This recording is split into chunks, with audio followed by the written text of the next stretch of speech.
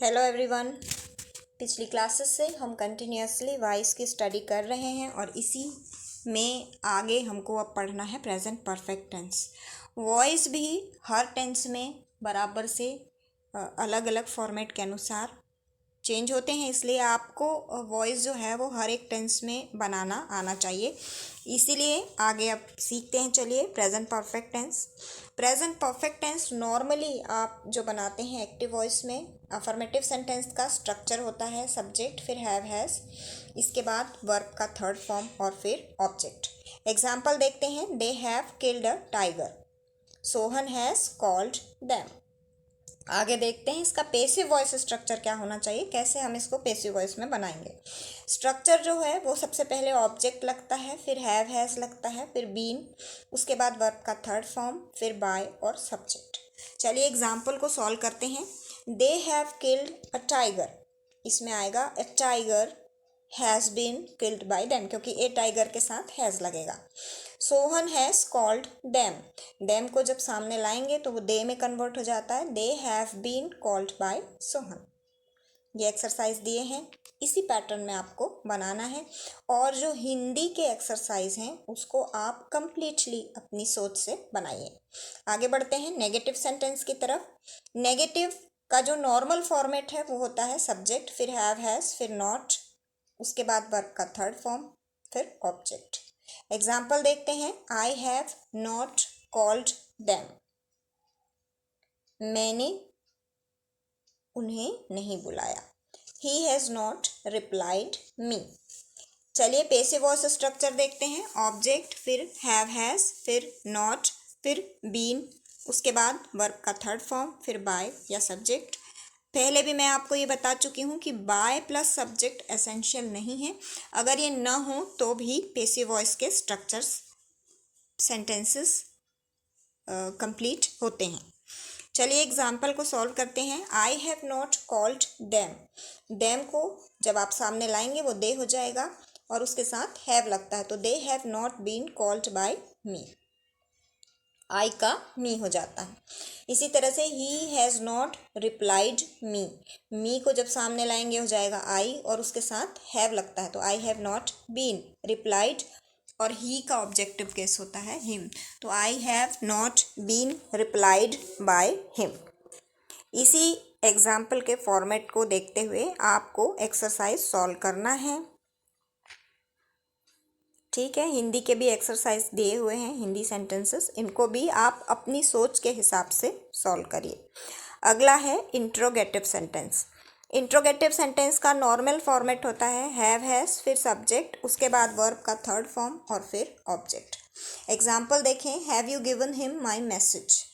इस सेंटेंस में आप एक चीज़ ध्यान रखेंगे कि इसमें ऑब्जेक्ट जो है ये डबल दिया हुआ है, हिम और माई मैसेज। तो आप जब इसका पेसिव वॉइस बना रहे हों, आप दोनों में से किसी भी ऑब्जेक्ट को उठा सकते हैं। नेक्स्ट एग्जाम्पल है has he not come here. चलिए इसका पेसिव वॉइस स्ट्रक्चर देखते हैं। हैव हैज़ पहले लगेगा, फिर उसके बाद ऑब्जेक्ट, उसके बाद बीन, वर्ब का थर्ड फॉर्म और bye plus subject.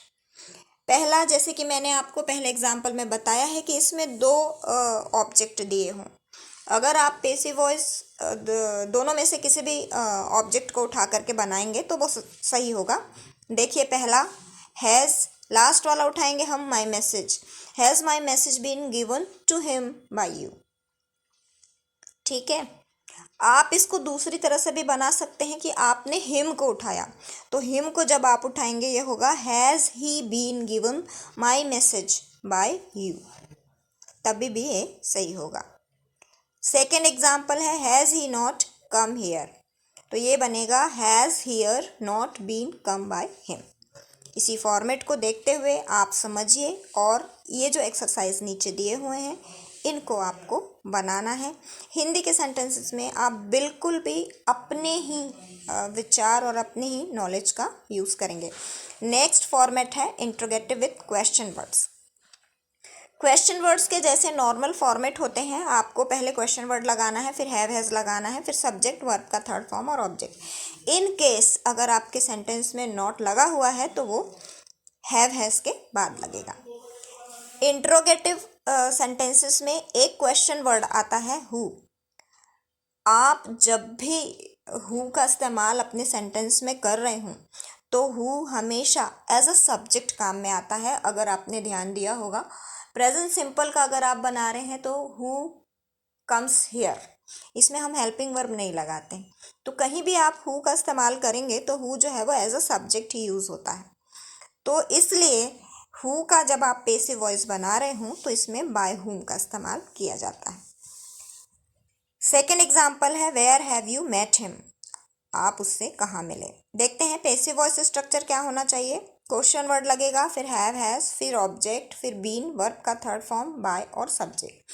In case यदि आपके सेंटेंस में इंट्रोगेटिव सेंटेंस में नॉट लगा हो तो वो हमेशा ऑब्जेक्ट के बाद आएगा। सेकेंड जो स्ट्रक्चर है ये बना है हु के हिसाब से। हु होता है बाय हुम, फिर हैव हैज, फिर ऑब्जेक्ट, फिर बीन, उसके बाद वर्ब का थर्ड फॉर्म। देखिए पहला एग्जाम्पल दिया था हु हैज़ कॉल्ड यू, उसका बनेगा by whom have you been called. यहाँ पर हैव जो है ये यू के अनुसार लगा है।